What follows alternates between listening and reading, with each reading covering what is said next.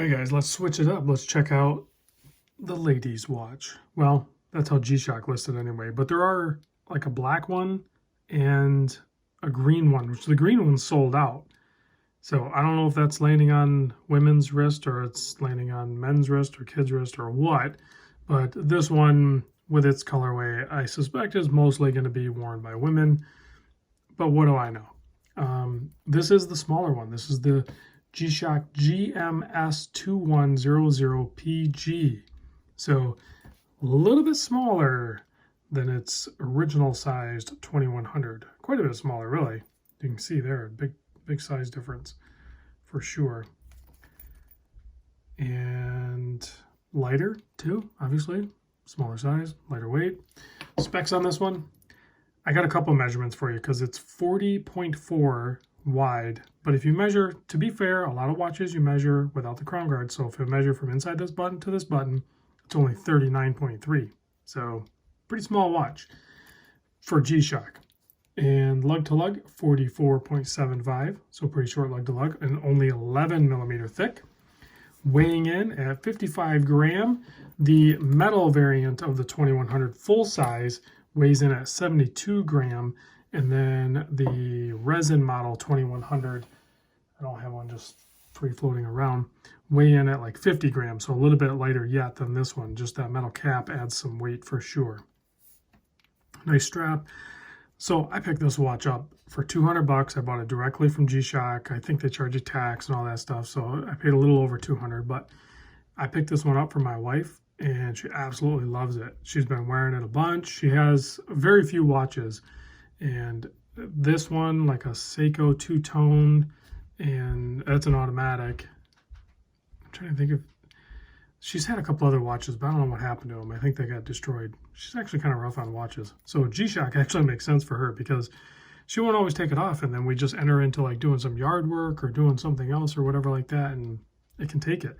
The only thing that would be really cool is, weirdly enough, it would be cool if she had a sapphire crystal, because guarantee she's going to scratch this, where I'm a little bit softer and easier on my watches.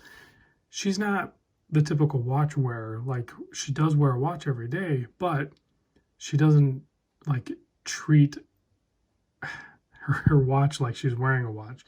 She treats the watch like it's on her and she's doing what the heck she wants to do. So the watch is going to get banged up. That's the way it works.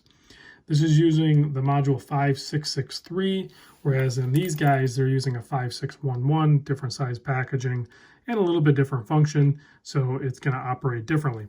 One of the big things I noticed, if you look here, so over here you have your day indicator, so it's pointing towards W for Wednesday. That's absent on here. There's just like a design in the dial. So that's absent. So what they've done instead is, if you look at the digital display, you can go time and seconds there, or you can go day there. So it's Wednesday, and then it'll count the seconds. So they put the day there instead of over there. Maybe they couldn't figure out how to do it or whatever. I would rather have it like that, personally, but because now you don't have the date.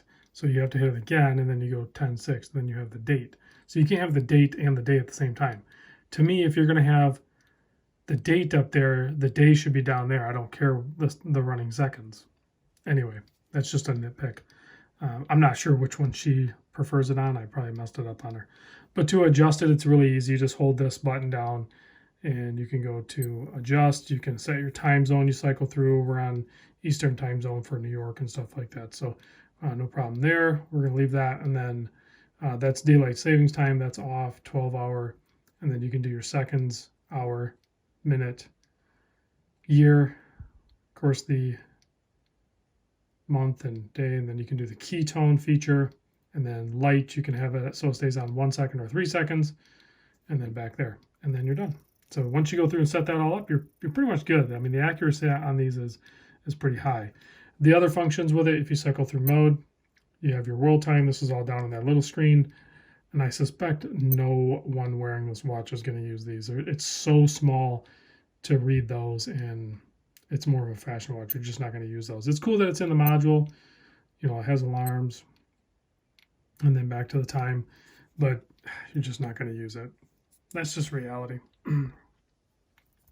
And you know what? The heck, for kicks, we'll throw it on my 7 1/4 inch wrist and see what it looks like. Yeah, it's smaller, but honestly, it's very comfortable. I mean, I could wear it. Would I? No, I would wear this one. This one, I like the larger size for the 2100. But you know, if I had like a 6 1/2 inch wrist, then I would probably wear one of these versus the 2100. That's why they have that black variant and then the green dial one, and I'm sure they'll come out with more. So this one might work better for you if you have a smaller wrist. And let's see, I can throw it next to this guy too. I have the rose gold metal square in stock as well right now. So pretty cool. All right, let's kill the lights. Check out, there's a little bit of Lume on the hour and minute hand. Nothing on the indices yet. Maybe one day G-Shock will give us that, but bright, super bright LED on this. Like crazy bright, right? Like almost messes up the camera. And then it has a backlit LCD. I don't even think it's that bright on the other 2100. Of course, that one's red, so it's kind of funky, but and it's soft on, soft off. Whereas this one's like immediate on and immediate off. So a little bit different design, and a LED like shines from the inside out. Anyway, guys, thanks for watching. I'll catch you on the next vid. I got to get this watch back to my wife before she finds out.